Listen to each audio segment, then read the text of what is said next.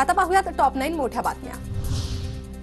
राजकीय पक्षांनंतर आता राज्य निवडणूक आयोगाकडूनही विधानसभा निवडणुकीची तयारी सुरू। राज्य निवडणूक आयोग 13 सप्टेंबरला जिल्हाधिकाऱ्यांकडून तयारीचा आढावा घेणार।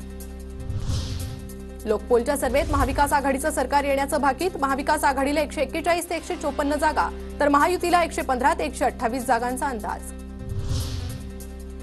नांदेडचे माजी खासदार भास्करराव खदगावकर 15 सप्टेंबरला काँग्रेसमध्ये प्रवेश करण्याची शक्यता। खदगावकरांच्या सूनबाई मिनल खदगावकर नायगाव विधानसभेसाठी इच्छुक। फडणवीसांनी मराठ्यांविरोधात टीम तयार केली आहे। मराठा समाजाच्या विरोधात जाणाऱ्यांना मराठे धडा शिकवणार, जरांगेंचा इशारा। मनोज जरांगेंमध्ये मस्ती आणि माजा उतरलाय। जरांगेंनी फडणवीसांच्या कुटुंबावर वैयक्तिक हल्ला केला, प्रसाद लाड यांची टीका। प्रकाश आवळे यांच्या ताराराणी पक्षाकडून दुसऱ्या उमेदवाराची घोषणा। हातकणंगले मतदारसंघातून जयश्री कुरणे यांना उमेदवारी घोषित। शेतकरी नेते रविकांत तुपकर यांची आज सरकारच्या शिष्टमंडळासोबत बैठक। सकाळी 11 वाजता उपमुख्यमंत्री अजित पवारांच्या अध्यक्षतेखाली मंत्रालयातील दालनात बैठक। कर्जमुक्ती, पीक विमा आणि सोयाबीन कापूस दरवाढीसाठी केलं होतं अन्नत्याग आंदोलन।